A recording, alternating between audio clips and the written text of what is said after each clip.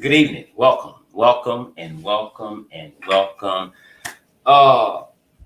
Miss Humphrey, Tanya, tell your 13-year-old daughter that I said I love her big time and happy birthday to her. So you tell her I said it. Spin five. I don't know why you on this live feed and you're not on the phone yet, but I'm sure you're gonna call in later. I was gonna call you today, but it got crazy. And you know how that can be. Anyway, I love you big time. Always good to see you. Dow, good evening to you. Welcome. Dana Hudson, good evening to you. Jersey girl is in the house. Hey. Hey, Jersey girl. Welcome. Glad to have you with us tonight. To be honest with you, there wasn't a show planned for tonight, but K. Cole, good evening. Welcome. Miss B, love you big time. Thank you for joining us tonight. Miss Johnson, love you big time. Patricia Jackson, welcome. Love you big time as well. Glad to see all of you all here tonight. Okay, anyway, this was kind of like the spur of the moment thing. I said, you know what? Let's do a quick show on it. I won't call her name, but everybody's seen the video. Everybody heard the song. But a lady inboxed me Cardi B's video. Now, I don't know how long the video's been out. I don't know if I'm assuming it's something new, new or old. I'm going to just give you my take of it tonight. And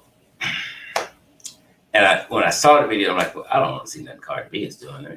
Why would they say that to me? But I listened to it, and I know why they sent it to me. Then look at my longtime good friend, Spicy Topics. Y'all welcome Spicy Topics to the house. Love you big time. Love you big time, I do. My sister, Yvette, called and she was pissed. She was pissed about the video. I heard the song. I didn't know anything about a video. I thought the song was the video. But she said, no, there's a video. So we went and watched it. It's okay. So we're going to talk about nasty Cardi B tonight. But before we get there, I want to address a serious issue real fast. I was talking with my sister, Yvette, earlier today. Oh, Yvette's on the thing. Look, I love you big time. There she is, y'all. Sometimes I'm nice. That's my sister, Yvette. Hey, girl. Spicy Topics. I love you big time. Thank you much. And the call dropped, and we got back online, then it dropped again. And it's okay, I just wait till I get back and call her. And once I put my phone back in my pocket, where this thought came from, I have no earthly idea. But it simply said that we can no longer accept police killing Black people with I thought. You get it? Every time you shoot us or you kill us, we're unarmed. I thought. You can't kill a person or shoot a person on I thought. And if you look at it, that's how a lot of cops are getting off. I thought he had a gun. It was a cell phone. He had nothing. I thought. So when you said you thought, that tells me that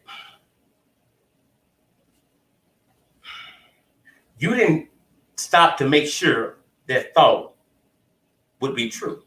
You just pulled the trigger on I thought. I feared for my life. That's police language. That's how they get out of it. And that must stop. They're not going to change it. I keep telling you this. We have to change it. Spitting Fat and I talk about this quite often, and Spicy Topics. We have to be the change that we are looking for. Do not think the police department wants to fix this. Nothing is wrong if you ask them. But when you continue to kill innocent, black, white, I don't care who, innocent people on a I thought, that right there should trouble all of us, regardless of what race you're in. That should trouble all of us. That you can kill a person on an I thought, go home for 2 or 3 weeks on a paid administrative leave, and you still enjoy life on a thought. On a thought. Good evening, caller. You're live on air. What's your name and what state are you calling from tonight? Hello? Okay. All righty. Maybe they didn't want to talk. Probably Tony Braxton. She's still stalking me. That girl just would not stop. Okay. And so last weekend in Louisiana, Bossier City, Louisiana to be exact, a young man, a mental patient, had an episode. The police were called, and that's nothing new. The police have been to his home before to calm him down or take him to the hospital or whatever needs to be done. And for the most part, the police that comes, they know him. It's usually the same people. Unfortunately, this time, it wasn't. I spoke with a family member earlier today about what happened. About an hour or so ago, I spoke with his mother. And as I said on Facebook, I can't go into everything that she's told me. But in due time, we will. But I'm going to share a couple of things with you. Number one, and you hear me say this all the time, I don't believe anything the police say. Whatever they say, whatever they write, you have to prove it. You have to prove it. You have to prove it. You have a history of lying to us. So that's why it's that way with you and I. They'll raise their right hand in the courtroom to tell the truth and tell a damn lie at the drop of a dime. As simple as that. If I'm standing with a knife in my hand, and it's just here. Yes, I have a weapon, but I'm not making any moves aggressively towards you. I haven't. You've asked me to put it down, and I won't. Well, you can go ahead and shoot me if you want to, but that would be wrong. That wouldn't be the way the law works. But you would probably get out of it. Since it's just a knife, you can tase me and see if you can flip me and then disarm me, whatever the case may be. There's always an option. There's always an option. But we must keep in mind that the police officers, when they're in the academy, they're not trained to wound. They're trained to kill. They're trained to kill.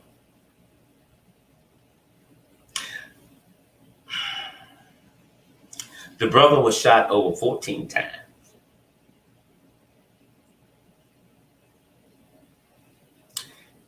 As he was leaning forward from the bullets, they continued to shoot. This is Bossier City Police Department.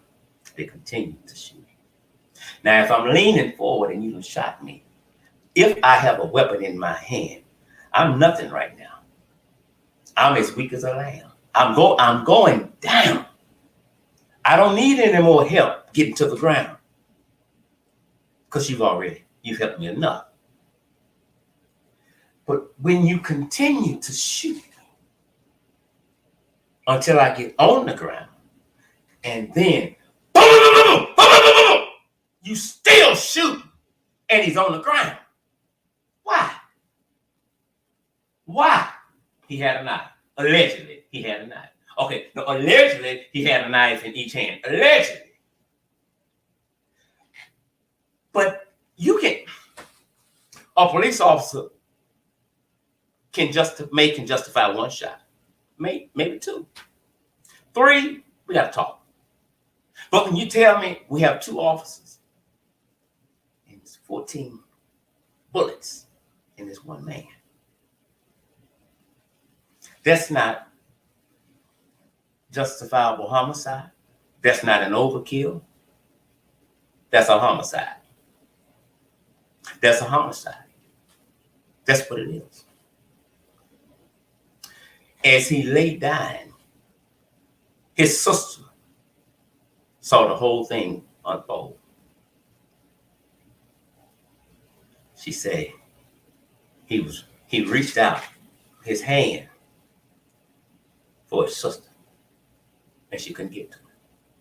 They wouldn't let her get to it. Once police shoot an individual, I don't care what the circumstances were for them having to shoot an individual, they have to render aid to try to save the life. They have to do that. They didn't do that. Not only did they not do that, I'm told that there's a nurse that lives in that neighborhood. Let me see about it. No, you can't. So you didn't render aid, and you stopped a nurse from coming to him. She could have saved his life. You could have saved his life, but at that particular time, you didn't give a damn. You have a nigga on the ground. That's all that matters to you. Good evening, caller. You're live on air. What's your name and what state are you calling from this evening? Oh, I can't hear it. Hello? If y'all are drunk, don't call if you're drunk. Good evening, caller. You're live on air. What's your name and what state are you calling from this evening? Hi. Hi. To say hello. Okay, say hello. Are you drinking? Can you hear me? I can now. This is your sister. Yeah, this is my sister, Yvette. Bravo, bravo, hey. Listen, and I know we talked about it earlier, right? Mm-hmm. It's a sad situation when you've executed a man who really was of no threat, but to calm him down, sometimes they would have to call the police. Sometimes, just talk to him or take him to the hospital. So when they're called, they don't check like a call log or something just to see if they've been there before? I think that should automatically, that's a good question. I think that automatically pops up, or if it don't, it should. So you'll know who you're dealing with. Well, we've been to this house before, so we know it's a patient with some mental illness. And he might be armed, but we need to try to disarm him before we resort to deadly force. Because if he's a mental patient, then that tells me that he is probably not in his right mind all the time. Yeah. That is crazy. It's kind of like, it's not funny, but you know how Ernie, what is it, on Ed Griffin? Mm-hmm. And the guy that goes and lets himself in the cage, in the prison, Otis. Yeah, oh. So it's kind of like You're fading out. Huh? You're fading in and out. They know who he is. They know what he's about. So why go armed and try to kill him? Well, kill him. My only answer for that is simply because I can do it. I can do it. And on Facebook, I think I put it on YouTube as well. I put out a post that said, don't be so quick to believe the media when they bring you these stories, because you have to remember the media and the police department are family. Each one helps one. You can always tell when there's some bullshit in it because they're going to overstress something. And what they overstressed in this case, he had a knife in his hand. He had a knife in his hand. He had a knife in his hand. So what the police department is doing with the help of the media is setting up their defense. For And how long ago has that been? That was last weekend, right? last weekend this happened. Last weekend. So they haven't said anything about the body cam? No, when I spoke with the mother earlier today, they haven't released that. And I told her, well, don't look for that no time soon, because, they have to doctor that up, and you may have one or two people say, yeah, I did see a knife. Does that necessarily mean that they saw a knife? Not necessarily. But if one person said, but when the media brings it out, working with the police, several people say they saw a knife. Yeah, I mean, several people. Well, several people saw y'all overkill. Not it. You want to talk about that? Exactly. But it didn't stop there, y'all. It didn't stop there. After they had killed him and he died right there, the dad is coming. The dad's in a wheelchair. He's in a wheelchair. He's of no threat to nobody. I'm told they pointed the guns at him, but had ran out of bullets.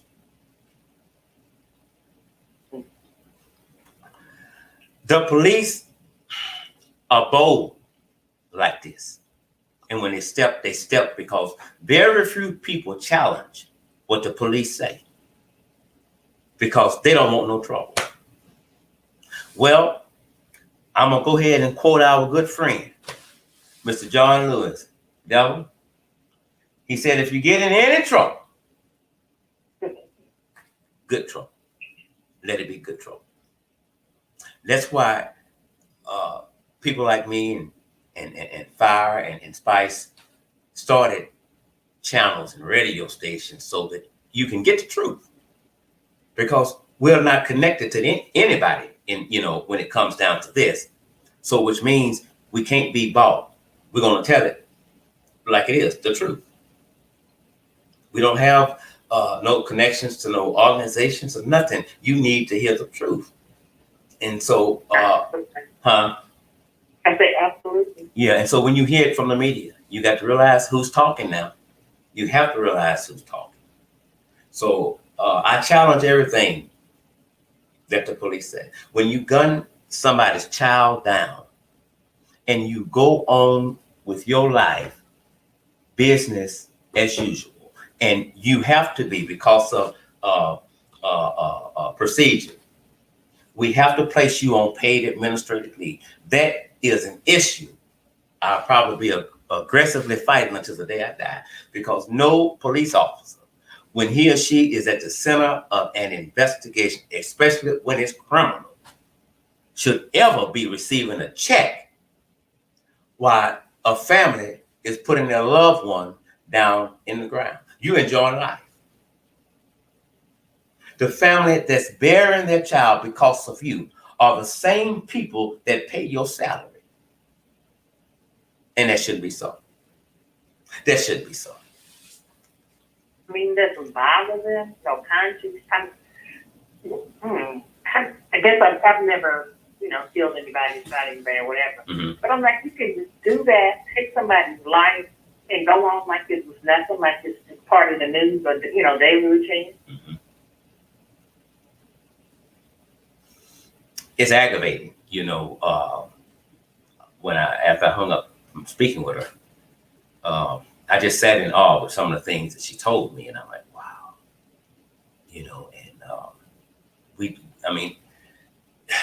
and that's why, they said all lives matter. Well, that's a lie. All lives do not matter, depending upon who you're speaking with. They don't.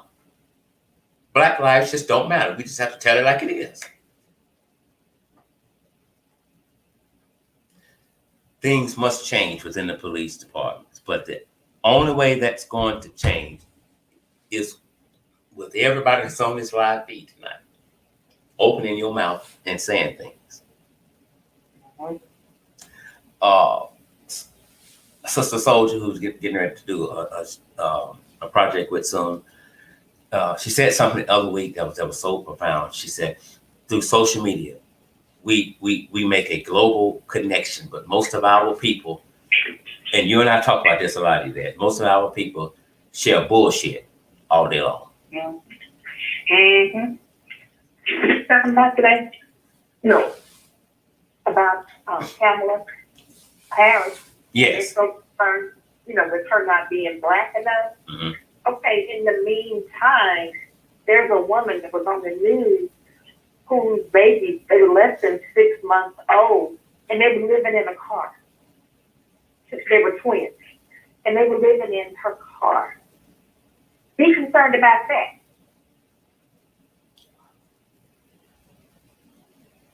That's what that's an issue, and that's a need.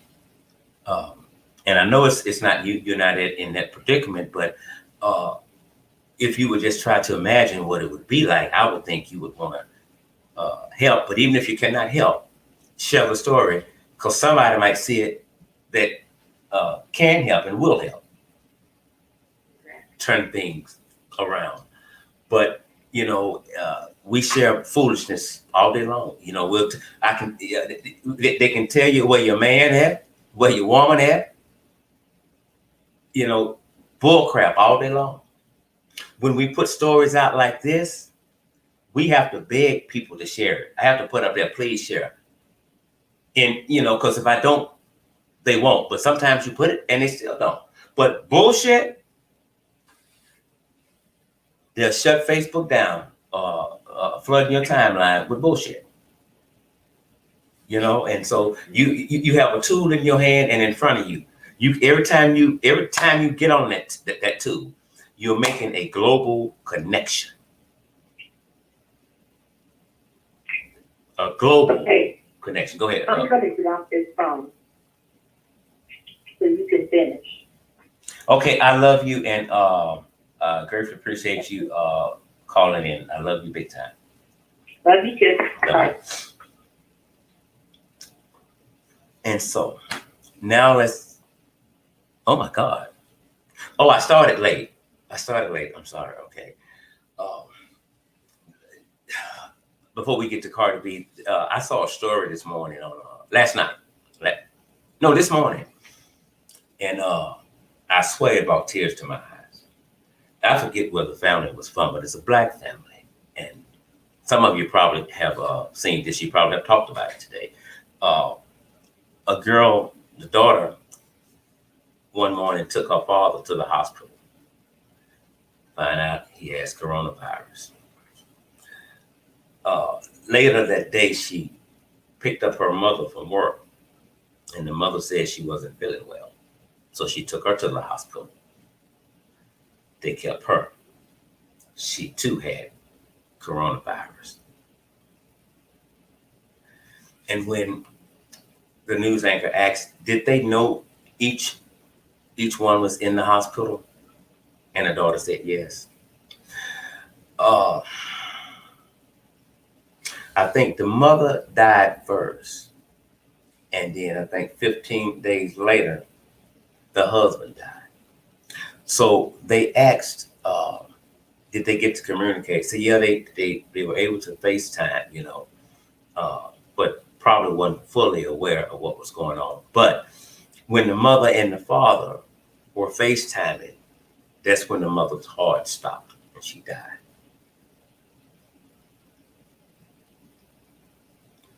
A few days later, buried her dad. And before she left, she said, and he's on now, Anderson. She said, I just want to thank everybody who gave to our GoFundMe page. And he looked, said, you had a GoFundMe page? She said, yes, because we didn't have the money. And she said, people, they gave. They were able to, she was able to put her parents away decent. And that made it even worse because I'm like, oh my God. I just felt so bad for the daughter and the brother, but the daughter especially because she took both of them to the hospital. And neither one came back home. And then, there's no insurance. How are we going to do this now? But thank God for people that have a heart and are able to financially help, and they do. That's a sad story. That's a story that needs to be told. Very sad story. Now, my condolences goes out to her and her family. Yvette brought up Joe Biden's pick for VP, The Truth Awakening. Good evening, The Truth Awakening. Welcome. And Miss Baker's in the house. Good evening. Nia's in the house. Good evening. Always glad to see all of you here. So yesterday and today, Harris has been called every name but the name on her birth certificate. They have dug up everything this woman said throughout life. When she first said goo goo gaga as a baby, they brought that up. They have to. I'm not going to say they degraded her. They have tried to degrade her.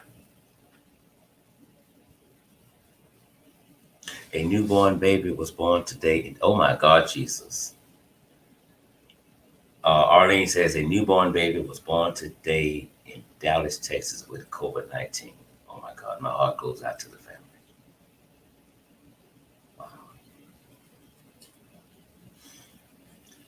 Wow. Yes, Harris. And he was been dogging out all day. Now, I'm sure somebody has done this. I just haven't seen it on my page yet. On my page, there's still black women are still complaining about Miss Harris. Still, she ain't black enough. She's not black.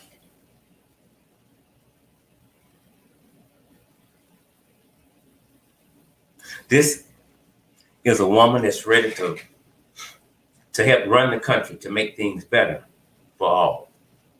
Respect is never given. Respect is always earned. You may not have always been in agreement with what she had done, and she probably wasn't in agreement with a lot of things herself later on. But it is what it is. It ain't what it ain't. You have to get out of your feelings. You have to leave 1945 in 1945 and realize it's a new day. It's a new day. If you keep going back saying he did this, she did that, nobody will ever be elected to office in the United States. And heaven is backing me up on that. Now, I said all of that to say this. Not one time did a black woman drop down my feet and say a goddamn thing about Cardi nasty ass B. Not one black woman called her a slut. Not one black woman called her a hoe. Not one black woman called her a trifling nasty bitch. Not one. They still was degrading Harris.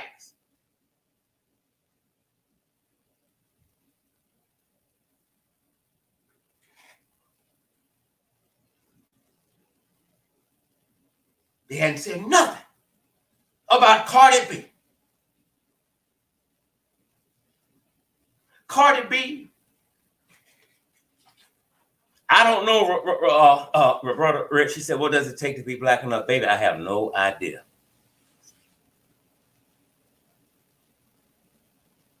Okay, someone says, no, she isn't looking out for black people. Okay, let me tell you something.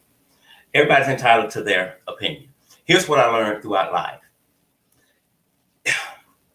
You better get from up on the umbrella of the government and stop waiting on the government to help black people out. You got to help yourself. Help yourself. Do something for yourself.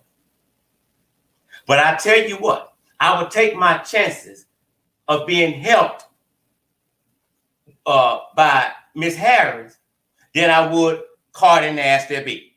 Cardi B is nasty, despicable. She has degraded herself.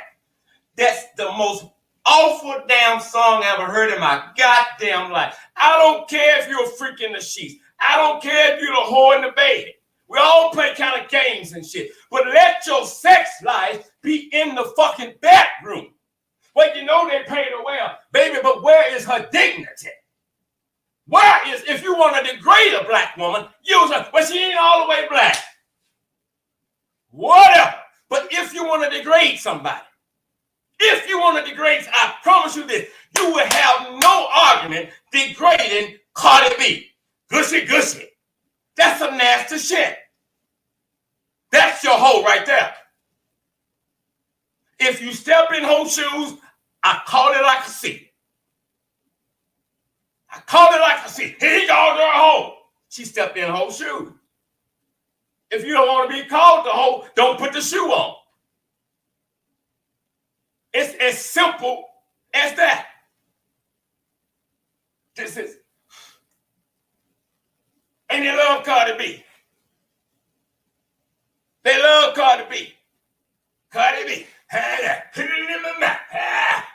You got the money we need you.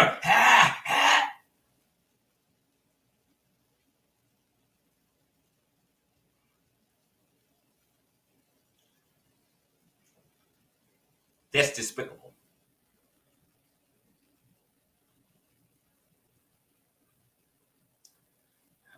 She just messed me up. Sandy says, I'm sorry. I thought having a baby makes you a role model. I see that. Me too. Me too.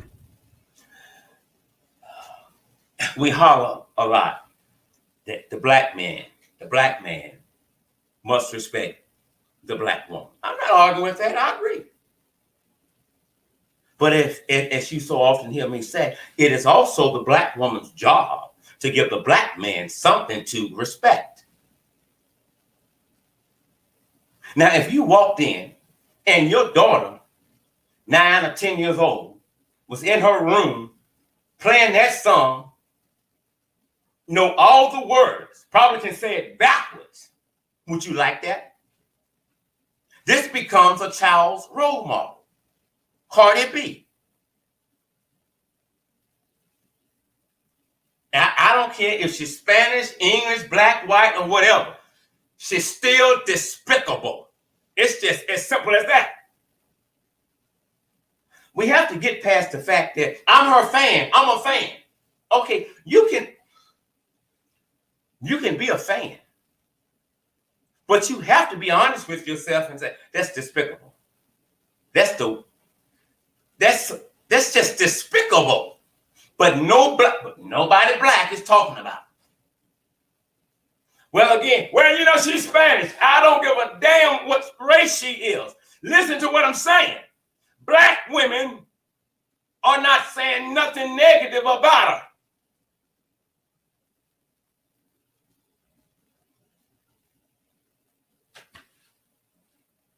Listen, Spitting Fire, if you need,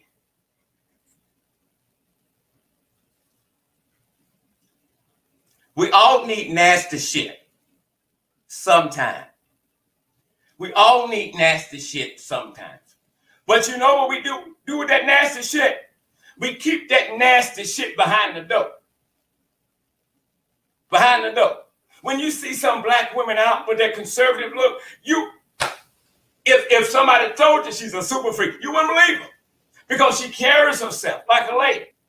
But when she get home and they want to get, their freak on, they say, you want to be the whole night on the bench. Which one? That's your business. That's bad. What you're not understanding is that I don't give a damn how much you like her or how wonderful you think she is. What you're not understanding is that your children are listening to this shit. But if that's okay with you, then that's okay. That tells me a lot about you. The almighty dog. Have you letting the white man continue to use you to degrade yourself and your very own? So if you like it, if it's okay with you, don't be mad when your child is listening to what Cardi B is saying. It's about respect. It's about respecting yourself. And when you respect yourself, I have no choice but to respect you because you have earned that by the way you carry yourself. You've earned that. You've earned that. Good evening, caller. You're live on the air. What's your name and what state are you calling from tonight? This is Spitfire. I'm calling from Michigan. Spitfire, I'm having dinner. What you want?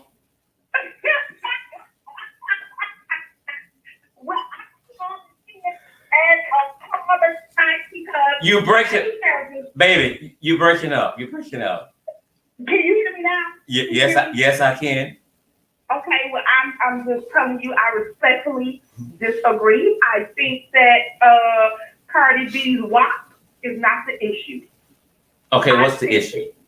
I think the issue is, I think that people need to make love and not war. I think that a lot of times we got bigger issues in the world. We want to talk about some issues, let's talk about some issues, because I have actually did commentary on it. And I'm going to tell you, I think her talking about her wet a punani ain't got nothing to do with what's going on in the world, because if everybody was going to get some wet a punani, then maybe we would have all these public shootings going on around here. Maybe instead of picking up a gun, going to the movie theater, maybe instead of picking up a gun, going to the kids' school, maybe instead of picking up a gun, going to Walmart or the freeway, somebody can go get some. I believe in making love, not war.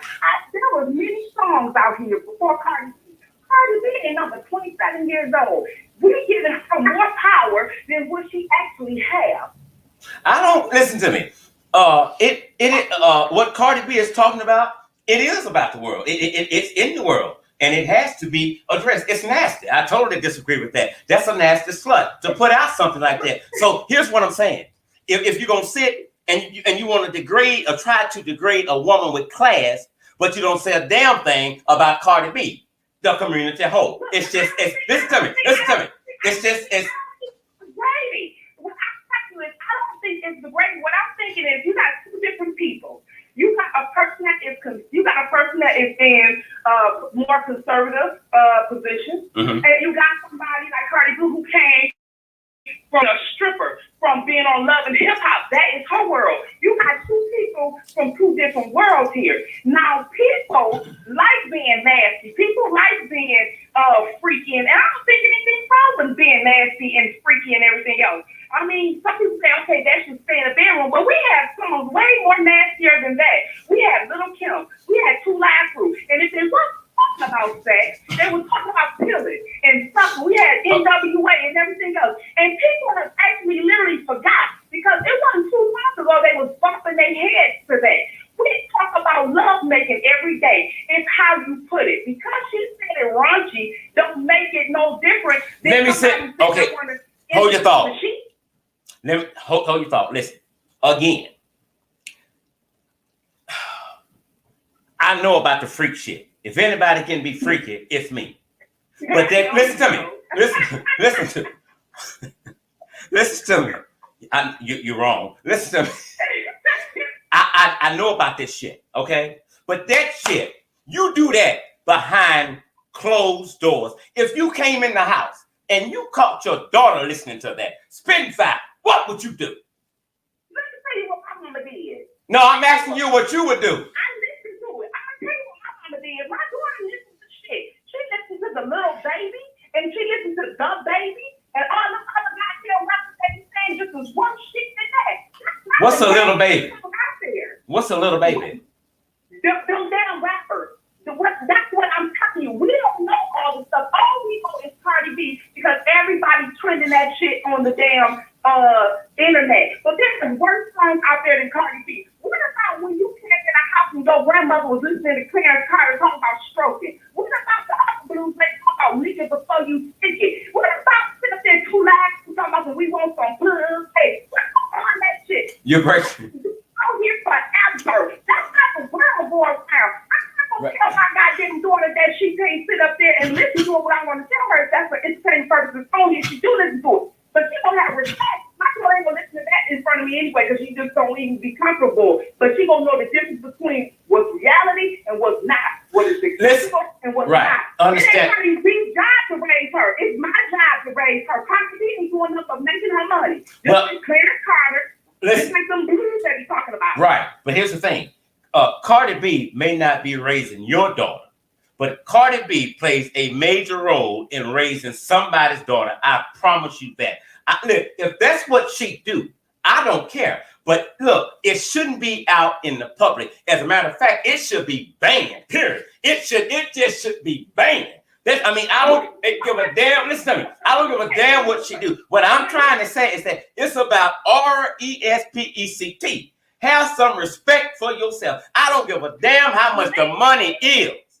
But openly talking about sex is not disrespectful. That's the problem. You got people out here in the world. Spin fire, you breaking up.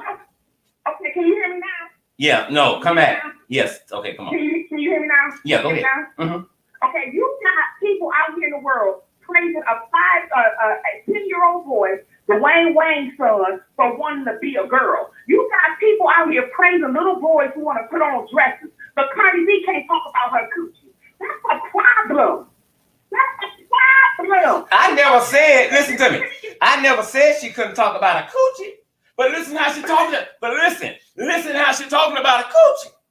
Listen, it's a way to talk about it. Telling everybody he's going to wear a dress, and everybody in the world praising him. And if you say anything against him, you homophobic. But Cardi B can't talk about her sex act or how wet her coochie get. That doesn't make sense at all. Listen, again, if it's good, it's good. If she wants people to know it, then that's fine. But it's a way to tell the story without telling it the way Cardi B told it. It's just as simple. A Powers, good evening to you. Welcome. He can't wear a dress. How which way you tell that little boy he should be wearing a dress? I didn't know anything about. Listen, I didn't know anything about. You said Lil Wayne's son. No, what I'm saying is Dwayne Wayne's son is okay. out here on the internet talking about him. He want to be a little girl. Taking him to the gay parade. Everybody in the world praising him. And if anybody said anything wrong about him wearing a dress, you homophobic. But a woman who's grown can't talk about sex openly. That's a problem, Al. No, you keep listening. You understand what I'm saying. Stop playing. I don't care if she listen. If she says it's good, then it's good. But it's another way she could have went about it. By not listen, it was extra nasty. That's the best what? It ain't no other way. Okay. We're talking after your live. Are you sure? I love you, baby. I love you too. All right, bye-bye. Okay, the line's free. Anybody want to call and chime in on what we're discussing tonight? Felicia Clark said, this is part of what's wrong with the world today. Everything is okay now. She said, and disrespectful. That's it. Beyonce says this is, that's my sister Yvette. She said, Beyonce has some songs that are pushing it, but look at how she performs it. She did. She had one song out. She was in the desert, drunk in love or something. Good evening, caller. You live on air. What's your name and what state are you calling from tonight? Tammy Baker from Ohio. Hey, Miss Baker. Welcome. Hey, how you doing? I'm great. How are you? I'm okay. I'm doing fine. I wanted to say something in regards to this. Women, we need to watch what we put out in the world because we're trying to raise women. You know, women talk about, I want equal rights, I want this, and I want that. But you're degrading yourself. Mm-hmm. You think it's okay for women to just put anything out there. When you look at that whole video, what she done, it just was disgrace. Okay? And Amen. There's nothing you can say. Somebody sitting there with their legs split wide open and they breasts out and little girls are watching this Mm-hmm. and talking about I was a stripper and I made it out the strip club. So now some of them gonna say, you know what, let's go to the strip club and make money because McDonald's ain't paying that, this ain't paying. You know, you got to look at what you putting out there because these children are growing up. That's it. They don't do nothing on the rap but talk about gang fighting, feeding drugs to people. That's why our projects and our areas are so messed up. Killings in the black community. Because this is, and then people secretly, these stars putting money into these jails, you know what I'm saying, Mm-hmm. prisons, Mm-hmm. okay, getting paid off the stuff they allowing you to put on the TV and giving awards for. You know. Okay? Because, Go ahead. I'm sorry. Go ahead. No, I'm just saying I wanted to put that out there because, you know, we really need to be careful what we let our children listen to because it's a constant thing. You got to explain to your children, no, you can't live like that. Stop singing that rap song. That's not your life. Your life is to get an education and figure out how you can give to the community. You know, become a lawyer, become a doctor. Exactly. Become something, go into the Senate. You know, become something, get in position. You know, right, where you can help somebody exactly, and make some laws and make some changes. Exactly. You know, because that's why we're being killed on the street. Exactly. You said something and it gave me a thought because I know she talks about it in the rap song. It's that she talks about, you know, getting paid, you know. So now your daughter's listening to this, and so if you want it, what you gonna give me for it? So you're putting them out there to become young whores, young prostitutes. Cardi B and all the other nasty rappers are raising a lot of children in the United States. That's just and that's just the way it is. That song, everything you just said was the gospel. Everything you said was the gospel. Respect yourself, and I have no choice but to respect you. I don't want to walk up and catch my 13 or 15-year-old daughter listening to some bullshit like this. It's a way you can talk about sex without degrading yourself and letting everybody in the world know what you do and what you like. That's right. That's right. And so that's right. It's no respect whatsoever. No. In any effect, Mr. Scott. It's no respect, and we need to wake up and start dealing with these issues in our area. And I am really on that black on black crime. Mm-hmm. You know, I had my child teenage tell me it's a myth. It's not a myth. Come on. They're dead. Because you know why he said it's a myth? Because we got these people getting on the internet trying to confuse them like they've been trying to do all the while. You know, just anything and everything that they said, right? Mm-hmm. So it's a conspiracy. It's a myth. It's not a myth. They're dead. Like the coronavirus. Exactly. Now, I don't know about nobody else, but mine will not be in a school. Period. Okay? Because that's where you know, in those schools, once a person get a cold, here in Ohio, somebody got a cold and shut down the whole school for about a week. Exactly. Maybe almost 2. Exactly. Because it was just that bad, the virus they brought to the school. And they think these kids gonna bring that virus to the school, and people gonna die. And I'm gonna say this, and I'm gonna let you go. So yes, ma'am. Finish talking, and I can listen. I went into the hospital for something else, and you know they test you for COVID. Mm-hmm. And when me and the doctor was talking, I told him I know I don't have COVID because I've been practicing good things to my children. Okay? Yes, ma'am. Well, teenage. And he said, I said, well, what are you gonna do when these people are y'all prepared when they get ready to go back to school? You know what he told me? He said, we prepared. He said, but I said, do you think it's right that they're going to go to school? He said, well, we have to open the economy up. I said, well, if they go to school and all this starts spreading and people dying, like 600 or 700 people die off of it, and, you know, 600 or 700 in the hospital, I said, that's still going to slow the economy down, period, okay? And then he said to me, he said, you know what? They're going to have to open it up anyway. We expect people to die.